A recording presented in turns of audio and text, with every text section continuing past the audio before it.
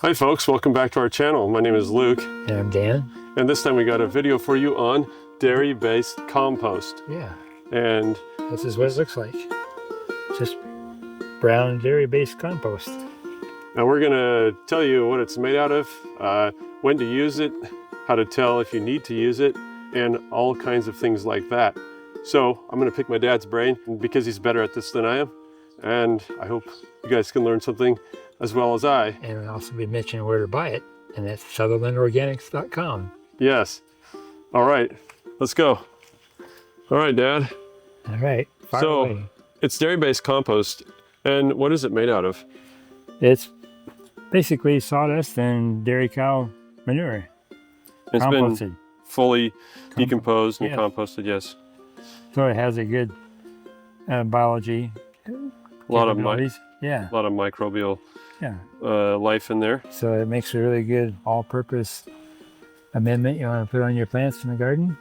Yeah, is there specifically really any NPK values to this, really? Yeah, there is, and I don't know what this is. I haven't looked at the spec sheet on this, lab report on it, but there is. I'll put that up on the screen because I actually have it. What would you use this for, Dad? You can use it for everything. You can put it on everything. Being that it's pretty much just low on all the NPK, I just put it on everything and just work it in the top layer of the soil. And that's why a lot of people are so into composting, is because it's hard to mess up. Yeah, and it's something you can easily buy. I mean, to do your own compost, it's a lot of work, but I like homemade compost myself better than this. Mm-hmm. But if you don't have the facility and the time to make it, yes, this is a good way to go. And I would say to be very careful where you buy your compost. Mm-hmm. I'm not just trying to sell compost to you, but if you go to like a municipal composting facility in your town or city, maybe they recycle leaves and that kind of thing. Because you'll have a lot of forever chemicals in that, and it's usually baked so hot that it's almost hydrophobic when you get it.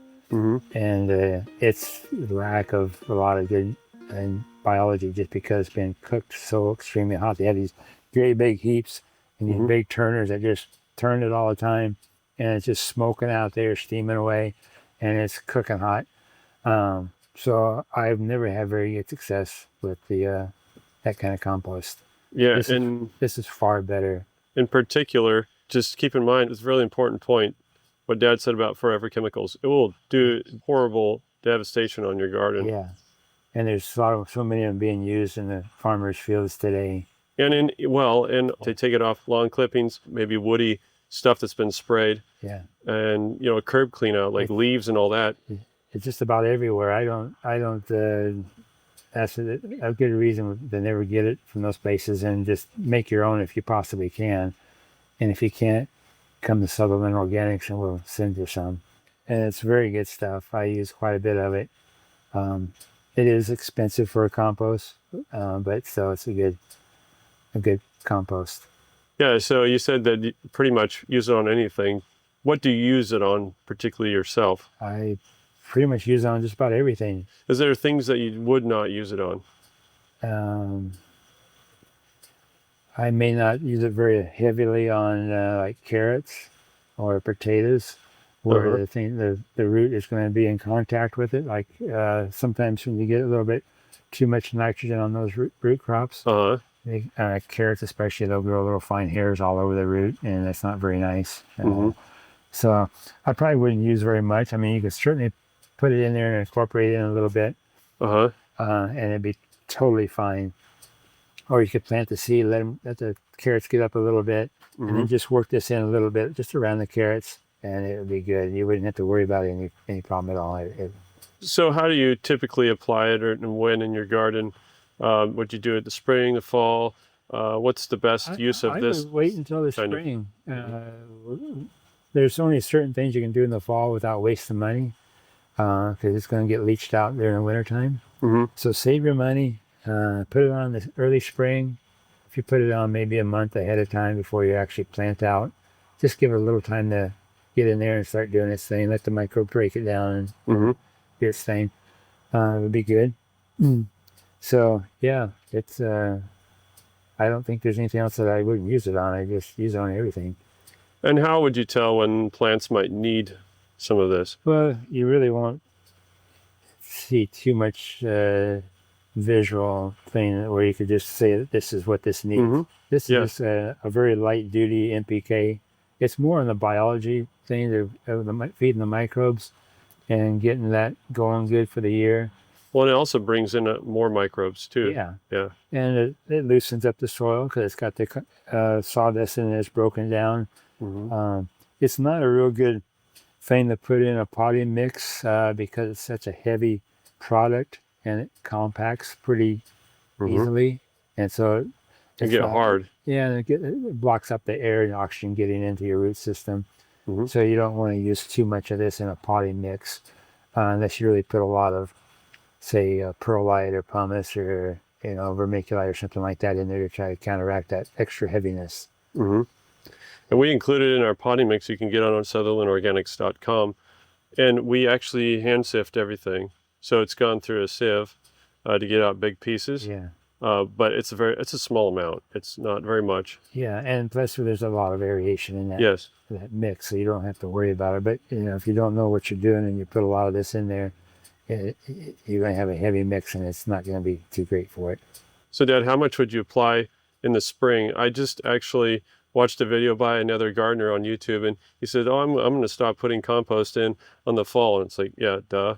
But anyway, how much would you put in the spring?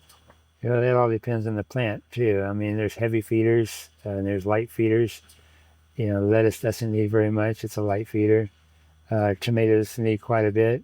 And it's being that it's not high in nitrogen, you can put quite a bit on a tomato plant. I mean, you could, if your plant was say 2 feet tall and you wanted to give it a little extra boost, you could put this stuff on, at least an inch deep around it, and then work it in the top layer. And remember that tomato plant roots are not just like this far away from the stalk. They can go out 10, 12 feet from the plant. Yep. And so it just depends on how much money you want to spend and how big a plant, nice tomatoes you want to grow, what you're going to put on there. So you can incorporate, and improve a large area, or you can just save some money and just work a smaller area and satisfy your needs. So how would you say that this kind of compost like this that you could buy from us would compare to fresh compost from the bin? Like maybe application rates, or what would you remark about the difference between the two? Stuff from the bin, from homemade compost, would be something that would be probably a lot coarser than this, and more than likely not as finished as this. So what does that mean? Well, it hasn't broken down all the way, and so you have bigger chunks of stuff in it. And I don't worry about that too much. I don't go crazy about trying to get really fine compost when I make my own compost. I'll if it's coarse and has chunks of stuff in it, put it on there. The microbes will break it down and incorporate it. The earthworms will come up and take it down. Just get it on there, get a layer on there, and it'll last longer. The homemade compost, because it hasn't broken down all the way yet, so it's got bigger pieces. Takes longer to break down. So yeah, and it's not as nice and tidy looking. Like if you want a really nice fancy garden bed and you got a front yard and you want it to look really good, it's a little choppy and a little messier. So this would be better. This would be better for that. It almost looks like landscaping. Yeah, it's just bark really nice, almost, soft. but it's small. It's really fine. Yeah, makes a nice looking thing. Well, I hope you enjoyed that video on soil amendments and how to use them. If you'd like to get some, just visit our website. The link is down in the description below. We'd be happy to ship you some. If you have questions, leave them down in the comment section below. We'll try to answer them as fast as we can. Also, if you're a subscriber, we thank you. If you're not, we don't thank you. No. If you're not, please subscribe. And we'd really appreciate that. It helps us to grow as a channel and expand our efforts and everything. So always remember, Jesus said, I am the way, the truth, and the life. No man cometh unto the Father but by me.